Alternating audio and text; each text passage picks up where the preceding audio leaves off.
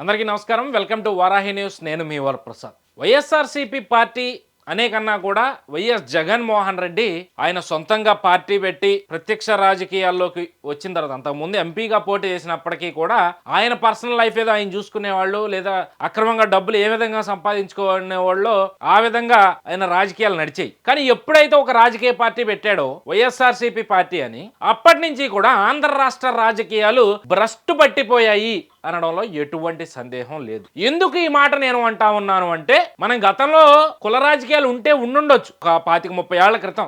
అప్పటికి మనకి ఇంకా లోక జ్ఞానం కూడా తెలియదు నాలాంటి వాళ్ళకి. మరి అంతకన్నా దారుణంగా ఇప్పుడు మళ్ళీ అలాంటి కుల రాజకీయాలు ఆంధ్ర రాష్ట్ర రాజకీయాల్లో చాలా స్పష్టంగా కనిపిస్తా ఉన్నాయి. మరీ ముఖ్యంగా జగన్మోహన్ రెడ్డి రాజకీయాల్లోకి వచ్చిన దగ్గర నుంచి ఒకసారి కమ్మ కులాన్ని అంటాడు, ఒకసారి కాపు కులాన్ని అంటాడు. ఈ రెండు కులాలని పట్టుకుని రాజకీయ పబ్బం గడుపుకోవాలనే ప్రయత్నంలో ఇప్పుడు 2024 ఎన్నికలు దగ్గరలోకి వస్తున్నాయన్న సమయంలో కాపు ఓటు బ్యాంకుని కొల్లగొట్టే విధంగా కాపు నాయకుల్ని గాని కాపు సామాజిక వర్గ ప్రజలను గాని తన బుట్టలో వేసుకోవడానికి మరొకసారి తన అతి తెలివిని ఉపయోగించి కొంతమంది ఎవరైతే కాపు సామాజిక వర్గంలో ప్రధాన నాయకులుగా ఉన్న వాళ్ళని తన పార్టీలోకి తీసుకొచ్చే విధంగా ఈ రోజు రాజకీయ ఎత్తుగళ్ళు వేస్తా ఉన్నాడు జగన్మోహన్ రెడ్డి.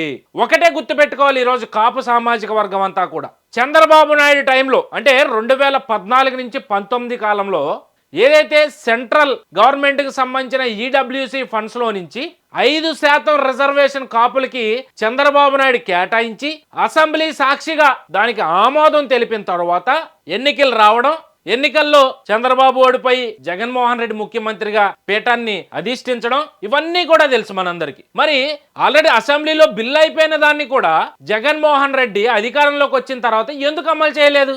మరి ఇప్పుడు ఎన్నికల దగ్గరికి వస్తున్నాయనేసరికి కాపుల మీద ఎక్కడ లేని ప్రేమ ఎందుకు పుట్టుకొస్తా ఉంది?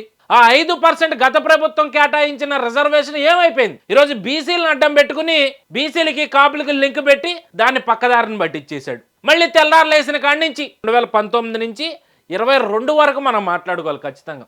ఈ 3 ఏళ్ల కాలంలో జనసేన తెలుగుదేశం కొంచెం సపరేట్గానే ఉన్న పరిస్థితి. కానీ రాష్ట్రంలో జరుగుతున్న అన్యాయాలకి అక్రమాలకి ఈ రెండు పార్టీలు ఇప్పుడు కలిసాయి. సో మరి తెలుగుదేశం కానీ జనసేన కానీ, అటు కమ్మ సామాజిక వర్గం ఇటు కాపు సామాజిక వర్గం, ఈ రెండు సామాజిక వర్గాల్ని 2019లోనేమో కమ్మ సామాజిక వర్గాన్ని వాడాడు, ఇప్పుడు 24 వస్తుంది కాబట్టి కాపు సామాజిక వర్గాన్ని వాడాలనే విశ్వ ప్రయత్నం చేస్తా ఉన్నాడు. దాంట్లో భాగంగా వంగవీటి రాధాని వైఎస్ఆర్సీపీలోకి తీసుకొచ్చి ఇక్కడ ఏదైతే విజయవాడ సెంట్రల్ నుంచి సీట్ ఇచ్చే ప్రయత్నంలో భాగంగా దాని మీద చర్చలు నడుస్తున్నాయంటూ కూడా ఒక పుకార్ని ఈరోజు రాష్ట్రంలో నడుపుతూ ఉన్న పరిస్థితి. అయ్యా జగన్మోహన్ రెడ్డి, నిజంగా నీకు వంగవీటి రంగా గారి కుటుంబం మీద, వంగవీటి రాధా మీద అంతా ప్రేమ నీకు గనక ఉండుంటే 2019 నుంచి, అంతకుముందే వంగవీటి రాధా నీ పార్టీలోనే ఉన్నాడు 19కి ముందు, మరి ఎందుకని ఆయనకి నువ్వు 2019లో సీట్ ఇవ్వలేకపోయావు? సరే ఎమ్మెల్సీ ఇచ్చి మంత్రి పదవి ఇస్తావేమో అని చెప్పి ఆ సామాజిక వర్గం అంతా కూడా ఎదురు చూశారు. కానీ నీ పార్టీలో జరుగుతున్న అన్యాయం, 14లో సీట్ ఇవ్వలా, 19లోనూ సీట్ ఇవ్వలా,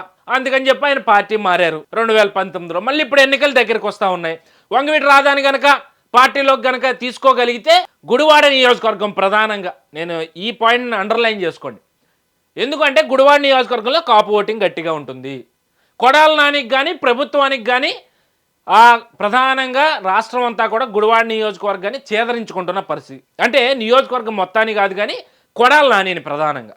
మరి ఈ సందర్భంలో గతంలో కొడాల నాని చేసిన కొన్ని వ్యాఖ్యలు కూడా కాపు సామాజిక వర్గంలో అతని మీద యాంటీని తీసుకొచ్చాయి. మరి అతను ఈసారి గెలవాలి అంటే ఆయన కలగానే కనిపిస్తూ ఉంది. మరి ఏం చేయాలి గెలవాలి అంటే? వంగవీటి రాధాని తీసుకొచ్చి తన నియోజకవర్గంలో ప్రచారం చేయించుకుంటే గెలిచే అవకాశాలు ఉన్నాయేమో అనే ప్రయత్నంలో భాగంగా ఈరోజు కొడాల నాని కానీ ఏదైతే వంగవీటి రాధా గారు కానీ కాశీలో ఈ మధ్య వాళ్ళు రంగా గారి అస్థికలు దానికి సంబంధించిన సంవత్సరికం ఏదో చేయడానికి అక్కడికి వెళ్ళిన పరిస్థితి. సో ఇవన్నీ అడ్డం పెట్టుకుని ఇప్పుడు కొత్త పందాకి తెరలేపింది వైఎస్ఆర్సీపీ. రాధా వైసీపీలోకి రాబోతా ఉన్నాడు అని చెప్పి కొత్త ప్రచారం చేసి కాపు ఓటింగ్ తన వైపు తిప్పుకోవాలనే ప్రయత్నం చేస్తూ ఉంది. కానీ ఇక్కడ కాపు సామాజిక వర్గం గుర్తుపెట్టుకోవాల్సింది ఒకటే, కాపులకి ఏ ప్రభుత్వంలో న్యాయం జరిగింది అది మాత్రమే గుర్తుపెట్టుకోండి. అండ్ ఇంకొకటి, ముద్రగడ పద్మనాభం కాపు సామాజిక వర్గాన్ని ఉద్ధరించడానికే పుట్టినట్టుగా గత ప్రభుత్వంలో ట్రైన్లో తగలబెట్టించి ఇంట్లో కూర్చుని పల్లెలు కొట్టించి పెద్ద ఎత్తున డ్రామా ఆడిన వ్యక్తి. ఈరోజు ఆ ముద్రగడ పద్మనాభం పవన్ కళ్యాణ్ మీద సవాళ్ళు విసురుతా ఉన్నాడు. పవన్ కళ్యాణ్ని విమర్శిస్తున్న వాళ్ళని తిరిగి విమర్శ కూడా చేయడు. వైఎస్ఆర్సీపీ అధికారంలోకి వచ్చిన తర్వాత మరి గత ప్రభుత్వంలో 5% రిజర్వేషన్నే పక్కన పడేసింది కదా ఈ ప్రభుత్వం. ఏ రోజైనా ముద్రగడ పద్మనాభం జగన్మోహన్ రెడ్డిని ఈ ప్రశ్న అడిగాడా? ఏది మాకు రావాల్సిన నిధులేవి, మాకు గత ప్రభుత్వం కల్పించిన 5% రిజర్వేషన్ ఎక్కడుంది అని ముద్రగడ పద్మనాభం అడిగాడా? ఒకటే ఈరోజు వైఎస్ఆర్సీపీ పందాంతా కూడా పేరుకు పదవులు ఇచ్చి ఊడిగం చేయించుకుంటా ఉన్నారు. నిజంగా ఏ సామాజిక వర్గం అయినా కావచ్చు, ఈరోజు కాపుల, కమ్మల, రెడ్ల, లేదా బీసీల, ఎస్సీల, ఎస్టీల అనేది కాదు, ఏ సామాజిక వర్గంలో అయినా గత ప్రభుత్వంలో ఏం జరిగింది, ఈ ప్రభుత్వం వచ్చిన తర్వాత ఏం జరుగుతుందో ఒక్కసారి ఆలోచించుకోండి. పేరుకు నేను పదవులు ఇచ్చేశానని చెప్పి గొప్పలు చెప్పుకుంటా ఉన్న జగన్మోహన్ రెడ్డి కేవలం కుర్చీల్లో కూర్చోవడానికి వరకే వాళ్ళకి పరిమితులు ఉన్నాయనే అంశం ఈరోజు ప్రజలు మాట్లాడుకోవట్లేదు అనుకుంటా ఉన్నారా? ఆయా సామాజిక వర్గాలకు సంబంధించిన కార్పొరేషన్ నిధులు ఎక్కడున్నాయి? వాటిని కొన్ని పర్సనల్ ఖాతాల్లోకి మళ్లించుకుంటున్న పరిస్థితి. ఈరోజు ఎన్నికలు వస్తున్నాయి అనేసరికి అందరూ గుర్తొచ్చి ప్రధానం కాపుల మీద పడి ఒక పక్కనేమో పవన్ కళ్యాణ్ గురించి నీ మంత్రులందరితో తిట్లు తిట్టిస్తావు, నువ్వు కూడా సభల్లో పెళ్లిళ్ళ గురించి మాట్లాడుతావు. ఈరోజు రాష్ట్రానికి పెళ్లిళ్ళ వల్ల నష్టమా, నీ పరిపాలన వల్ల నష్టం జరుగుతుందా కూడా నువ్వు ఆలోచించుకోలేని దుస్థితిలోకి వెళ్ళిపోయావంటే జగన్మోహన్ రెడ్డి, నీ కుల రాజకీయాలు ఎంత దేనాతి దేనమైన స్థితికి వెళ్ళిపోయాయి అనేది ఒక్కసారి నీ మనసుని అడిగితే చెప్తా ఉంది. ఈరోజు వైసీపీకి సపోర్ట్ చేసే ప్రతి ఒక్కరు కూడా ఒక్కటే ఆలోచించుకోండి. రాజకీయ నాయకులను మనం ఎన్నుకుంటున్నాము అంటే వాళ్ళు మనకి ఏదో మంచి చేస్తారు అని, మనకంటే మన జేబులు నింపుతారని కాదు, మన పిల్లల భవిష్యత్తుకు కానీ మన భవిష్యత్తుకు కానీ ఒక బాటలు వేస్తారని, మన రాష్ట్రాన్ని ఒక అభివృద్ధి పదంలో ముందుకు నడిపి రాష్ట్రాన్ని దేశ స్థాయిలోనో ప్రపంచ స్థాయిలోనో నిలబెడతారనే ఆశతో వాళ్ళ మీద మనం ఓట్లేస్తాం. తద్వారా మనం ఎదుగుతాం, మన సమాజం ఎదుగుతుంది, మన రాష్ట్రం అభివృద్ధి పదంలో ముందుకు సాగుతుంది. కానీ ఇక్కడ మీరందరూ చేస్తుంది ఏంటి?